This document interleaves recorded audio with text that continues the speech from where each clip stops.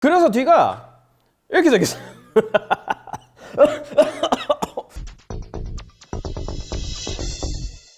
안녕하세요. 원더키더 F7입니다. 오늘 가져온 것은 애플 아이패드 프로 4세대 아니에요. 11인치는 10.5인치 사이즈가 바뀌었잖아요. 9.7에서 10.5에서 11인치 사이즈가 바뀌어가지고 얘는 2세대가 되는 거고요. 11인치 2세대. 얘는 사이즈가 그대로죠. 그래서 4세대가 되는 거예요. 이게 좀 헷갈려져 버렸는데 그렇습니다. 뭐 제가 어떻게 할 수 있는 부분이 아니에요. 사이즈가 두 개인데 뭐부터 볼까요? 작은 거부터 볼까요? 작은 게 뜯기 편해 보이니까 작은 거부터 합시다. 전혀 논리적이지 않죠. 어느 순간부터 애플 제품들이 여기에 이렇게 꼭지가 생겼죠. 그래서 꼭지를 이렇게 뜯어주면은 심이 이쁘지 않게 뜯깁니다. 얘는 이렇게 사이를 그냥 찢어버려요. 이 순간까지 오면은 이미 포기해야 됩니다. 그냥 이렇게 뜯는 수밖에 없어요.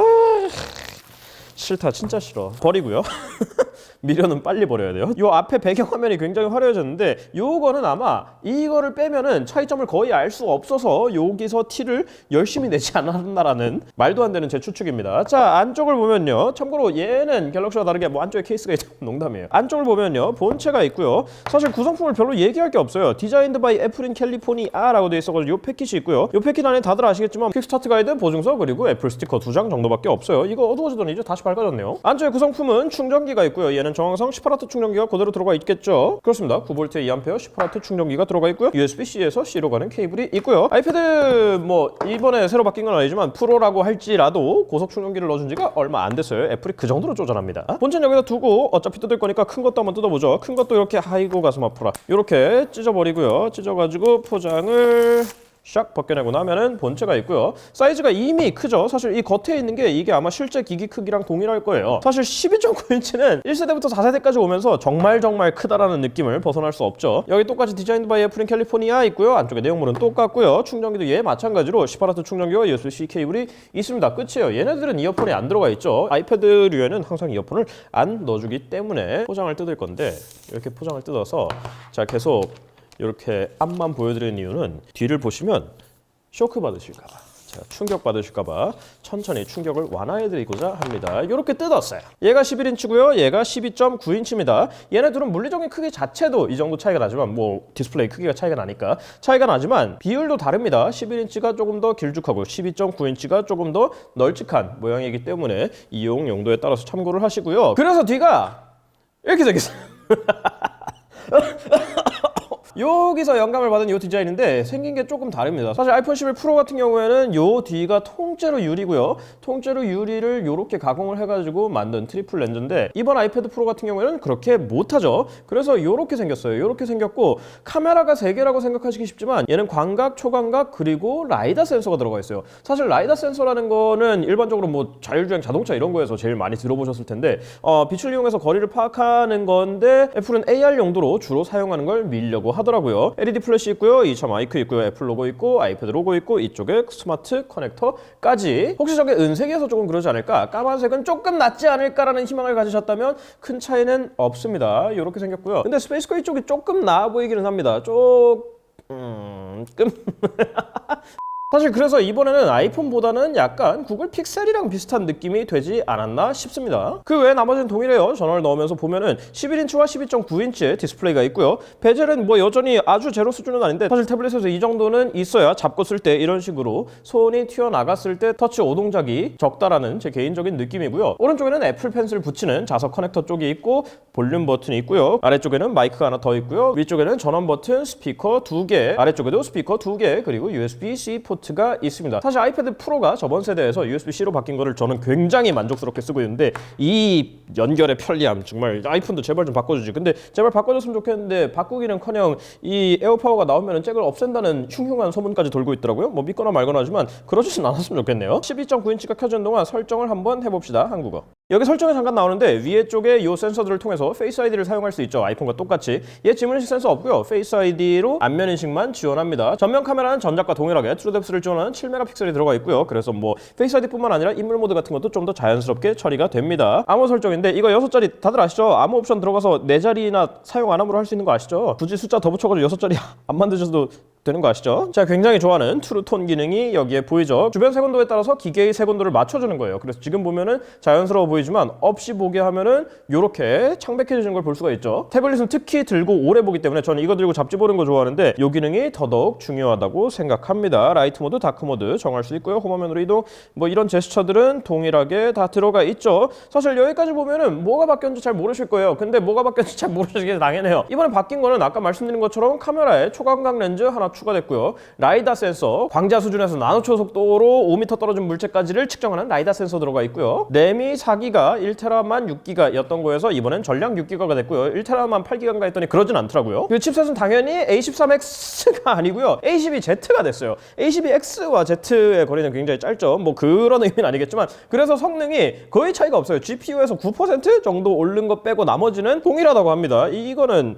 그쵸? 뭔지 잘 모르겠어요. 그것 때문에 사실 이번 아이패드는 토사구 패드, 사실 토사구 패드라는 게 토사구 팽당한 아이패드라는 건데 아이패드 3세대 때였죠. 아이패드 진짜 그냥 아이패드 3세대. 아이패드가 이제 저렴이 아이패드가 아닐 때의 3세대가 나오고 얼마 안 돼서 걔가 아마 마지막 30핀이었던 것 같은데 그 다음에 4세대로 가면서 칩셋 발열 많았던 거, 두꺼웠던 거 이것저것 다 해결되고 라이트닝으로 바뀌고 그게 얼마나 걸렸지? 한 반년 걸렸나요? 그래가지고 3세대 산 사람들을 굉장히 슬프게 만들었던 그 토사구 패드의 재현이 되지 않을까라는 소문이 있는데요. 그거는 확연된 사항은 아니니까 그냥 우리의 킹리적 가심일 뿐입니다. 오히려 그것보다 눈에서 바로 확인할 수 있는 거는 기본 저장 용량이 64기가. 사실 이 가격대에서 64기가의 기본 베이스 스토리지가 말이 안 되는 거였는데 가 128기가로 늘어났다는 거예요. 그러면서 가격을 유지하면 애플이 아니죠. 물론 환율 때문에 애플은 운이 좋았어요. 원래 올릴 거였는데 제가 보기에는 환율 때문에 어쩔 수 없이 올린 것 같아진 것 같은데 뭐 그것도 제가 애플의 마음을 모르기 때문에 여하튼 이제 11인치 128기가 와이파이 그러니까 가장 저렴한 아이패드 프로조차 99만 원을 넘어섰습니다. 신나죠? 대신에 이제 용량이 올라갈 때의 가격 차는 예전보다 훨씬 덜 황당해졌어요. 자, 그래도 이건 깠으니까 달라진 점, 가장 눈에 띄는 달라진 점을 한번 봅시다. 카메라에서 초광각 카메라가 추가가 됐다 그랬잖아요. 사실 갤럭시 탭 S6도 그렇고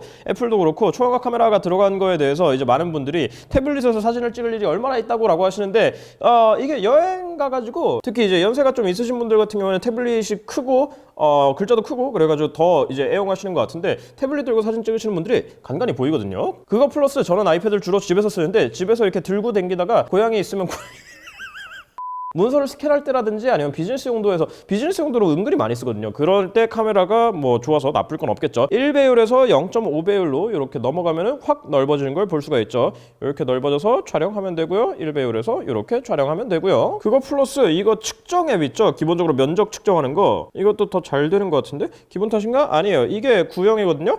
벌써 구형됐네. 이게 12.9인치 구형인데 이거 측정하는 게 더 잘 되는 것 같기도 하고. 그런데 구형 보니까 생각나는 게 있죠. 구형은 카메라가 이렇게 쪼만했는데 이번에 이렇게 커졌는데 그렇다면 스마트 키보드는 어떻게 됐느냐? 네, 새 거 사시면 됩니다. 새 거 사시면 되고요. 이번에 매직 키보드가 나왔어요. 애플 참 매직 좋아요. 이것도 매직이고 이 충전 방식도 매직이고 여기다 끼워야 된다?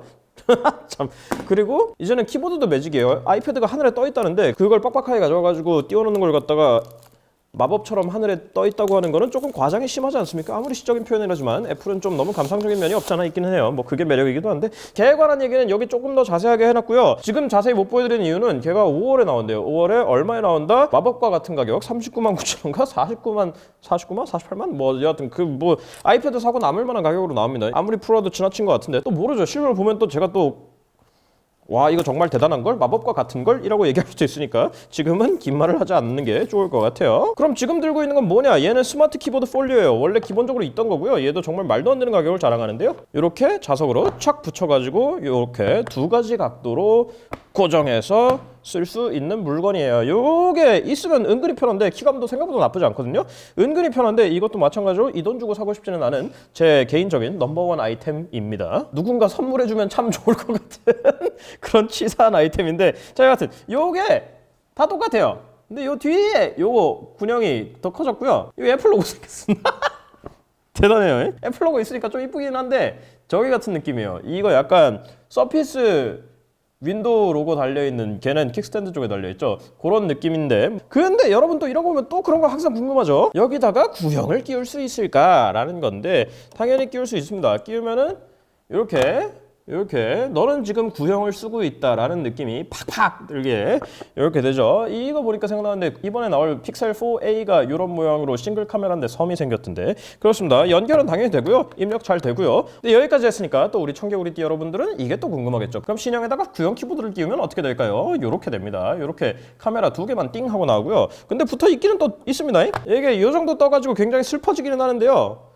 뭐 어찌저찌 되기는 합니다. 뭐 기본적으로 당연히 아까 말씀드린 것처럼 밑에 커넥터만 연결되면 되는 거기 때문에 동작도 잘 되고요. 원하시면은 사용할 수는 있습니다. 그냥 이렇게 약간 슬퍼질 뿐이에요. 그리고 얘는 약간 때깔도 달라 보이는데 이게 좀 더 실리콘에 가까운 느낌이었다면 얘는 좀 더 뭐라고 할까? 조금 더 정갈한 느낌에 가깝네요. 색이 다르지? 색이 다르네요. 얘가 좀 더 푸르스름하고요. 얘가 좀 더 까무잡잡한 친구네요. 그렇습니다. 그런데 사실 이번 발표에서 가장 눈에 띄었던 거는 매직 키보드에 트랙패드가 달려있다는 거예요. 근데 인간적으로 그 돈 주고 트랙패드를 사고 싶진 않단 말이죠. 그럴 때 굴러다니는 매직 트랙패드 2를 농담이고요. 저희는 아이맥 프로에 딸려와가지고 요거 지금 가지고 있는데 블루투스에서 페어링을 하면은 이렇게 귀여운 커서가 뜹니다. 귀여운 커서가 뜨고 포커스가 가야 되는데 가면 이렇게 착 달라붙습니다. 자세한 영상은 마찬가지로 여기다가 정리해놨으니까 그냥 일반 마우스 끼우셔도 되는데 기능이 오히려 손쉬운 사용에 있던 것보다 서드파티 마우스는 더 너프가 돼가지고 불만이 좀 있는 것 같은데 얘는 이런 제스처 사용할 수 있거든요. 뭐 그 외에는 제가 더 말씀드리고 싶어도 사실 바뀐 게 없어가지고 이전 거 리뷰까지 해놨거든요. 그럼 리뷰를 참고하시면 아마 얘 거의 모든 걸 아실 수 있을 텐데 혹시라도 아이패드 프로에 익숙하지 않으시다면 가장 매력적인 점 중에 하나는 128Hz 디스플레이죠. 그래서 이렇게 스크롤할 때 굉장히 부드럽다는 거. 낮은 주사율로 보니까 잘 모르겠어요. 구분이 잘 안 돼요라고 하시는 분은 여기 이렇게 120에서 60으로 제한을 해버리면은 이 스크롤 자체가 확 끊기는 거를 바로 볼 수 있죠. 요거 한번 경험하시면은 60을 전혀 보고 싶지 않으실 거예요. 그리고 아까 말씀드린 것처럼 애플 펜슬 2세대 쓸 수 있죠. 1세대는 안 됩니다. 옆에 착 달라붙고 무선으로 충전되고요. 붙이기만 하면은 페어링 되고요. 이렇게 바로 쓸 수 있습니다. 애플 펜슬도 가격이 이번에 또 올랐던데 아무리 환율 때문이라지만 환율을 내릴 때는 그렇게 팍팍 내리지 않으면서 그렇습니다. 뭐 그래요. 바뀐 게 별로 없어가지고 뭐라고 말씀을 드려야 될지 모르겠네요. 3세대를 이미 가지고 계시면 4세대로 옮기실 이유는 제가 보기에는 뭐 써봐야 알겠지만 써고 제가 리뷰로 더 자세히 말씀드리겠지만 써봐야 알겠지만 거의 없을 것 같고요. 지금 당장 사야 된다 그러면 당연히 4세대를 구매를 하셔야 되겠죠. 3세대를 월등히 저렴하게 구매하실 수 있는 게 아니라면은 계속 3세대 4세대라네. 뭔 얘기인지 아시죠? 요거 바로 전세대.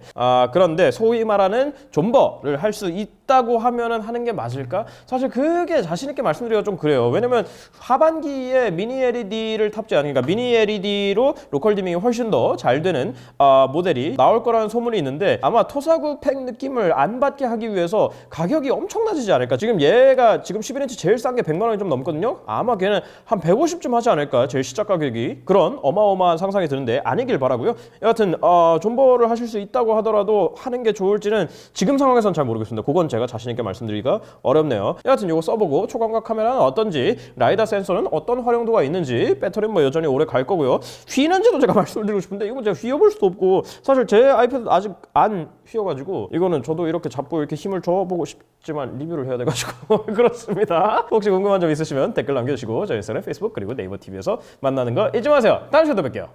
끝.